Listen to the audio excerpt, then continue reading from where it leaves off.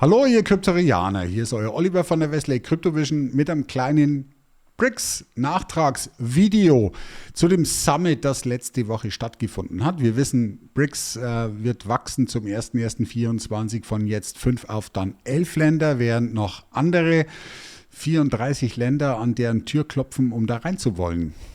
Aber darum geht es jetzt heute gar nicht. Heute geht es um ein anderes Thema und da bin ich bei Digital Perspectives von Brad Kimes auf einen Herrn gestoßen, den ich euch kurz vorstellen möchte. Mr. Shahid Bolson. Er ist Schöpfer des Middle Nation Channels auf YouTube, TikTok und Telegram sowie des Middle Nation Podcasts. Geopolitik und die muslimische Welt in Verbindung, das sind seine Themen. Und er hat hier ein Video rausgehauen, beziehungsweise Brad Kimes hat es auf seinem Kanal auch gezeigt. Es geht 7 Minuten. Ich werde euch das ohne Stopp zeigen. Es ist mit deutschen Untertiteln. Ich bitte euch, das mitzulesen. Wenn es euch nicht interessiert, mein Gott, dann ist es halt so. Aber es hat ganz gewaltige Auswirkungen auf Deutschland, auf Europa. Und das hat Goldman Sachs schon vor Jahren gesehen. Unsere Politiker hätten es aussehen müssen, vielleicht wollten sie nicht, keine Ahnung. Lassen wir uns mal überraschen, was denn da noch alles auf uns zukommt. Aber wenn Goldman Sachs das schon gesehen hat, dann kann man sich vorstellen, dass die eben auch sehr viel Geld da rein investiert haben, eben in die BRICS-Staaten. Und darum geht es ja letzten Endes. Es geht nur um Geld und Gewinne. Und wenn dann andere auf der Strecke bleiben, dann ist es halt so. Ja, und das sind leider wir. Aber da gehen wir mal schnell hier drauf und ich lasse das einfach mal ablaufen. Los geht's.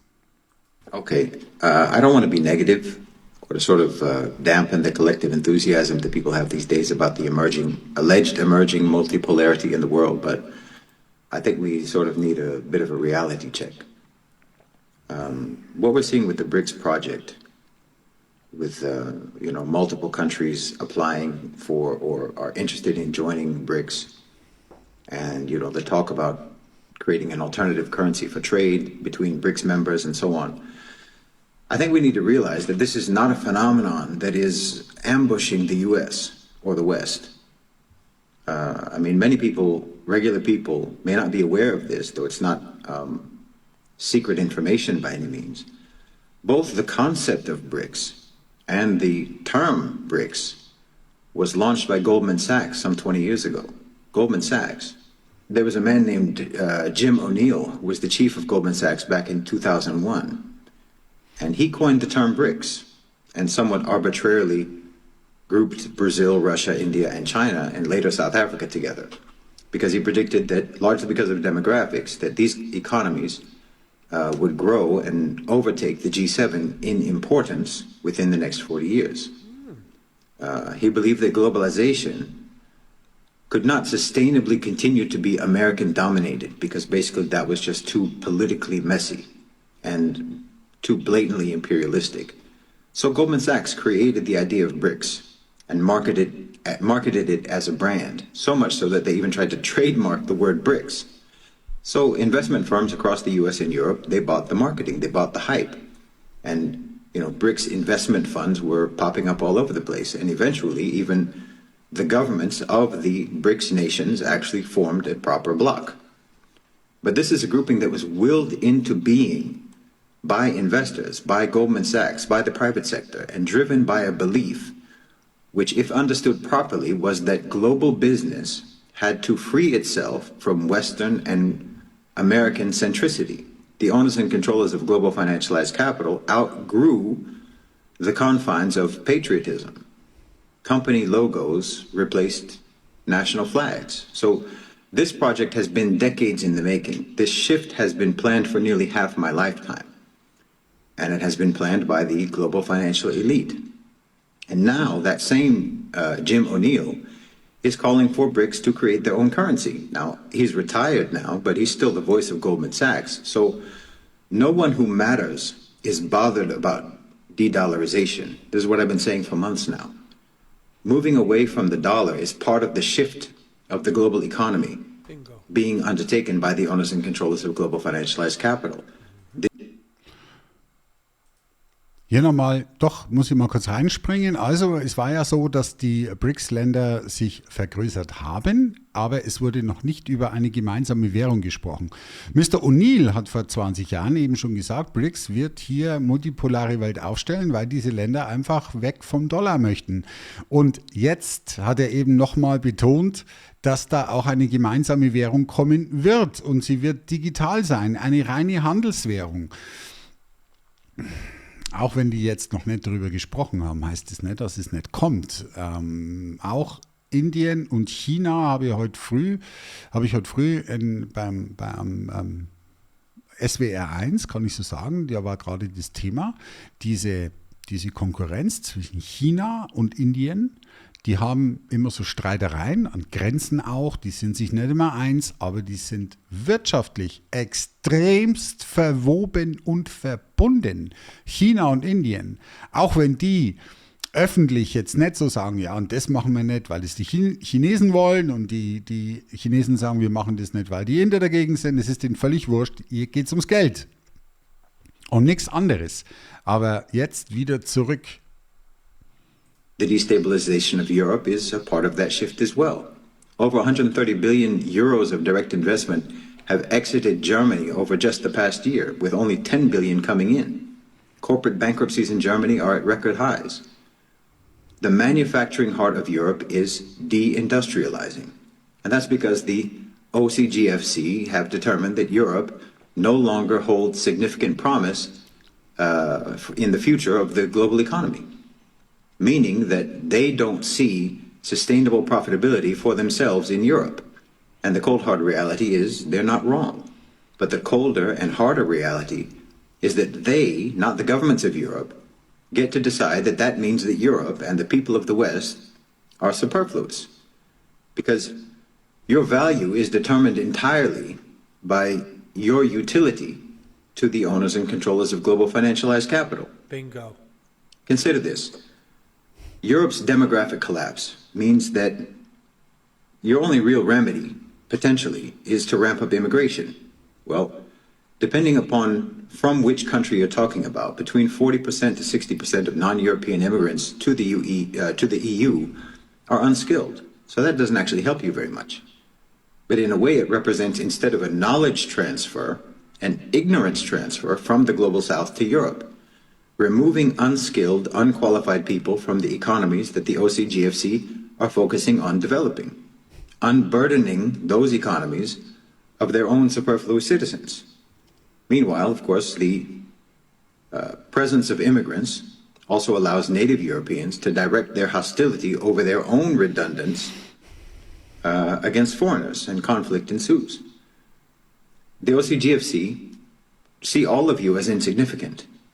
And if all of Europe just turns into a giant cage fight between the white, black, and brown superfluous people, they're fine with that. That can turn a profit. Now, I should mention also that 10 years ago or so, BlackRock was promoting investment in other emerging economies outside of BRICS, namely Saudi Arabia, Qatar, and UAE. Now look at those countries now. I mean, Mohammed bin Salman didn't say that the Middle East was going to be the new Europe for nothing. That's right. He consults with Goldman Sachs. He consults with BlackRock. He consults with the owners and controllers of global financialized capital. He knows what the plans are, and then he makes his own plans accordingly. I mean, BlackRock controls a subsidiary of Aramco, so they're very close. So the point is, none of this is unsettling. None of this is surprising. None of this is catching the West or America off guard. That's right. And none of this represents the emergence of any real multipolarity in the world. It's a logical, capitalistically natural transition, largely influenced by demographic trends and by the fact that the West allowed the development of a parallel power structure in the private sector that inevitably surpassed state power and outgrew nationalism. This is why I don't really believe that de-dollarization is going to be meaningfully fought by the U.S., nor are we likely to see imperialistic wars and occupations of the BRICS nations by the United States. That's right. Private sector power has already conquered the U.S. Their own armed forces are more likely to be used to occupy their own country more than any other country, just to suppress their own populations who are increasingly dispossessed. I mean, think about the fact that the anti-Russian sanctions have actually benefited Russia financially. And not only Russia, India, China, the UAE, Saudi Arabia, and others. I mean, FDI into Brazil, for example, is at its highest level since 2015. FDI into South Africa roughly doubled since the start of the Ukraine war. Ukraine has basically been a hinge, pivoting the global economy to the east and to the south. Now, don't get me wrong. I'm not saying that this shift would not have happened without Goldman Sachs. Goldman Sachs and the owners and controllers of global financialized capital simply saw the writing on the wall and took action. They didn't cause the demographic collapse of Europe, but they saw it happening, and they were astute enough to anticipate the ramifications of that, and they came up with a plan B. And the B stands for BRICS. I have to tell you. Also, ich weiß nicht, wie ihr das seht. Ich finde es erschreckend. Ich finde es wühlt mich emotional auf, wenn ich das so verfolge. Er sagt selber, die Zeichen standen an der Wand. Sie hatten einen Plan B. BlackRock kontrolliert eine Tochter von Aramco. Wir sind überflüssig. Unsere demografische Entwicklung sieht nicht gut aus. Wir holen uns Ungelernte ins Land. Unsere Fachkräfte wandern aus oder gehen in Rente. Und dann, was haben wir dann? Für Ungelernte, die Arbeitskräfte, die fallen immer mehr weg. Dann kommt Roboterwesen etc., wenn wir dann überhaupt noch eine Industrie haben. Wir machen unsere Industrie selber kaputt. Ja, während alle anderen, die Finanzelite im Westen, die jede Regierung schon längst im Sack haben, weil die nichts tun können ohne Kohle. Goldman Sachs, BlackRock, JP Morgan, wie sie alle heißen. Erschreckend. Okay, das wollte ich mit euch teilen. Nimmt mir das nicht böse, wenn ich immer solche Themen raushaue. Ja? Ich würde natürlich immer gern bullische Themen für alle, hey, wie To the Moon und so weiter. Aber das ist nun mal die traurige Realität, dass wir hier in Europa richtig abkacken. Es ist einfach so. Und ich glaube, der Ukraine-Krieg hat es einfach nur beschleunigt. Und er hat es ja angesprochen, in Brasilien, das Investitionsniveau nach Brasilien ist so hoch wie seit 2015 nicht mehr. In Südafrika hat es sich verdoppelt seit dem Ukraine-Krieg, sprich seit 24. Februar letzten Jahres. Verdoppelt in 1,5 Jahren. Und wir hier, was soll ich sagen? Das war es jetzt mal von mir. Falls euch das gefallen hat, dürft gerne ein Abo dalassen. Ich wünsche euch von Herzen für das alles, was kommt, werden wir es brauchen. Gesundheit ist das höchste Gut. Also bitte werdet Zeit und bleibt gesund. Und wir sehen uns im nächsten Video, Freunde. Ciao.